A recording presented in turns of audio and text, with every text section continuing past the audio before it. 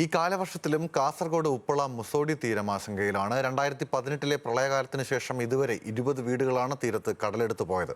കടലെടുത്ത മുസോടിയിലെ പള്ളിയുടെ പുനർനിർമ്മാണം പൂർത്തിയായിട്ട് അധിക കാലമാകും മുമ്പ് പള്ളി ചുമരുകളിൽ കൂറ്റൻ തിരമാലകളും അടിച്ചു തുടങ്ങിയിട്ടുണ്ട്. കടലേറ്റം രൂക്ഷമാകുമ്പോൾ തങ്ങളുടെ ജീവനും സ്വത്തും സംരക്ഷിക്കാൻ നടപടിയുണ്ടാകണമെന്നാണ് തീരദേശവാസികളുടെ ആവശ്യം.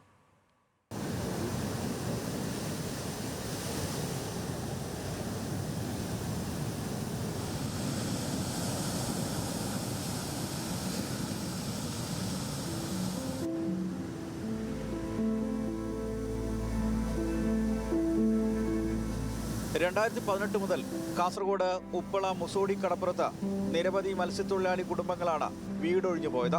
ഇപ്പോൾ കാണുന്ന ജുമാ മസ്ജിദ് പണ്ടേതാണ്ട് 60 മീറ്ററോളം അകലെ ഇപ്പോൾ കടൽ സ്ഥിതി ചെയ്യുന്ന സ്ഥലത്തായിരുന്നു. അതിനുശേഷം 2021 നിർമ്മിച്ചതാണ് പുതിയ പള്ളി. ആ പള്ളിയുടെ ചുമരിലും ആഞ്ഞടിച്ച് കൂറ്റൻ തിരമാലകൾ എത്തിക്കഴിഞ്ഞു.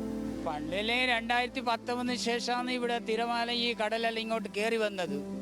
അപ്പോൾ ഒരു 10-14 വീടുണ്ടായിരുന്നു. പള്ളി ഒരു 40-50 മീറ്റർ അങ്ങനെ ഉണ്ടായിരുന്നു. പള്ളി അതുപോലെ പോയി. രണ്ടാമത് പള്ളി പുതുക്കി പണി ചെയ്തു. ഇപ്പോഴും പള്ളി ഒരു നിലവിൽ ഒരു സുരക്ഷിതല്ല, അത്രയും ബുദ്ധിമുട്ടിലുള്ളത്. പിന്നെ ഇപ്പം 2-3 ദിവസത്തിലാണ് ഈ കടൽ കുറച്ച് കൂടുതലുള്ളത്. രണ്ടാമത് വീടെല്ലാം പോയി, കുറേ വീട് പോയിട്ടുണ്ട്.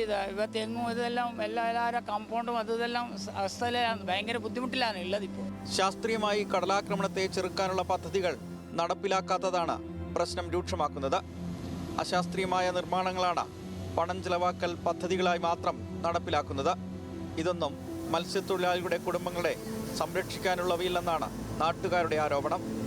സമീപത്തെ മഞ്ചേശ്വരം ഹാർബർ നിർമ്മാണത്തിന്റെ ഭാഗമായി നിർമ്മിച്ച അശാസ്ത്രീയമായ പുലിമുട്ടും കടലേറ്റം പ്രദേശത്ത് രൂക്ഷമാക്കുന്നതിന് കാരണമാകുന്നുണ്ട്.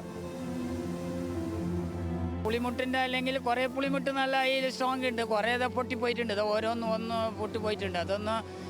അത് പുളിമുട്ട് ഇട്ടവരെ ഇതുകൊണ്ട് വിട്ടുവീഴ്ച ഉണ്ട്, അതല്ലെങ്കിൽ എല്ലാം ശരിയായിട്ടില്ല. അത് എല്ലാവരും ബേജാറിൽ തന്നെ, പേടി സ്വപ്നത്തിൽ തന്നെ ഉള്ളത്, എല്ലാവരും പ്രാർത്ഥനത്തിൽ തന്നെ ഉള്ളത്. അത് പിന്നെ പറയാൻ പറ്റില്ലല്ലോ എന്താണെന്ന്.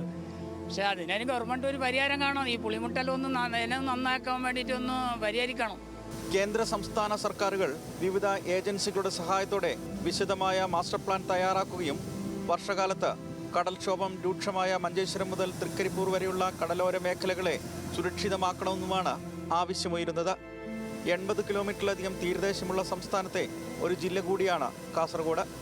വീട് നഷ്ടപ്പെട്ട മത്സ്യത്തൊഴിലാളികൾക്ക് ഫിഷറീസ് വകുപ്പ് നാമമാത്രമായ തുക വീട് നിർമ്മിക്കാൻ നൽകുന്നതും കുടുംബങ്ങൾ അപകട മേഖലയിൽ നിന്ന് ഒഴിയാൻ വിസമ്മതിക്കുന്നതിന് കാരണമാണ്.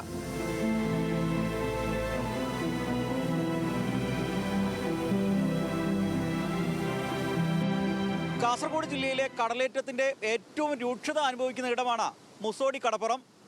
അടിയന്തരമായ സുരക്ഷാ സംവിധാനങ്ങൾ സ്ഥായിയായി ഒരുക്കുക എന്നതാണ് കടലാക്രമണത്തിൽ നിന്ന് ഈ പ്രദേശത്തെ തടയാൻ ഏക മാർഗം. കാസർഗോഡ് നിന്നും camera person Sanal എളമ്പച്ചിക്കൊപ്പം Ratheesh Vasthavan, news Malayalam.